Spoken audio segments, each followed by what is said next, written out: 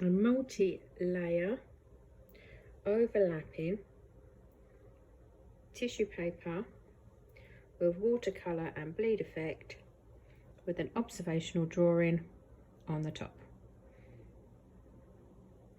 using pencils, pen, biro and crayons. So what you're going to do is get a little bit of watercolour and then start going onto the tissue paper like so. You can dab it anywhere you like, and add a little bit more water. Get the same sort of colour, you can get another colour, and you must cover the whole of the tissue paper. So you can see my little art apprentice having a little go, and she's doing some purples and some reds. You just add a tiny bit of water and another bit of colour, and you keep going. So as you can see, they're starting to blend all together. What you don't want to do is take the tissue paper off the bit of card or the newspapers you're working on. You must let it dry. And you can see another version that I'm doing over here. Again, make sure you do not take the tissue paper off whatever you're doing so it can fully dry.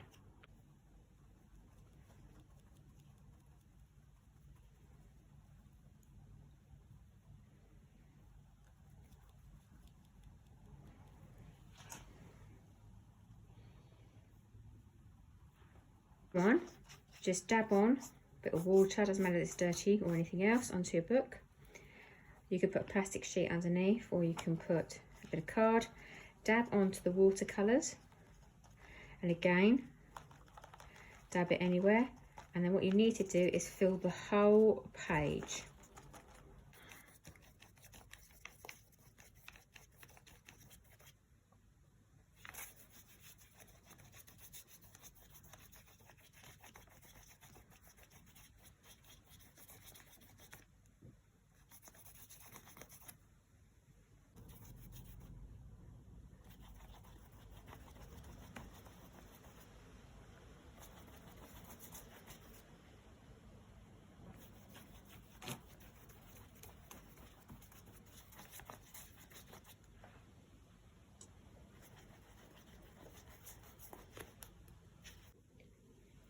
Now your watercolour background is done, get any kind of piece of tissue paper, you can decide.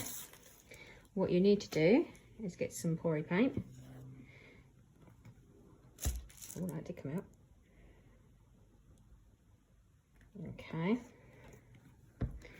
And you need to cover the whole of your painting with PVA glue or just squeezy paint. And then once you've done that, you add the tissue paper to it. Once you stuck your tissue paper on, you'll need to press very hard down to get the colours that you have just done underneath. So it's quite a lot. You can see the colour starting to form underneath.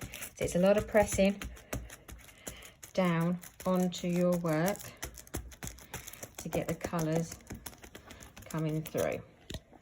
You can see there's another version, a lighter colour. You just need to dab over the top and you'll see the tissue paper coming lighter. Do not cut the tissue paper until you have completely finished and it is dry for at least 12 hours. Okay, now that it's fully dry, we have all this excess here. You'll just need to cut that off. I tend to leave it to the very end so you can get your drawing.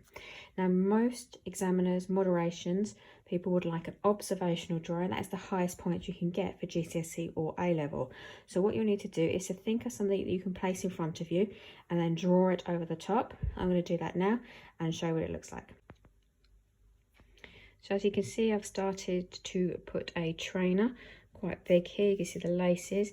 I'm using a black pen, a yellow crayon and a white pencil just to highlight. You can see here there's a bit of a pencil mark here, just add a bit of shine to that so it just stands out. So what I'll do is I'll put a shoe here, I'll put another one. You can see the reflection of the watercolour paper coming through. It's just another way of doing a direct study or an observational work, but to make it a little bit more interesting in your sketchbooks. So as you can see, I've used biro, white pencil, yellow pencil, and a little bit of orange just to highlight it. And I've also cut out the paper now. I'm going to add another one just down here, so just make the page a little bit more exciting, and again leave a bit of space so I can annotate my work. So slowly you're adding more and more detail. You can see the other shoe starting to take form. Just needs a little bit more black to make it stand out, as in the top one. And then you have enough space here to add annotation. The more keywords and terms that you can use, the higher the assessment objective can go.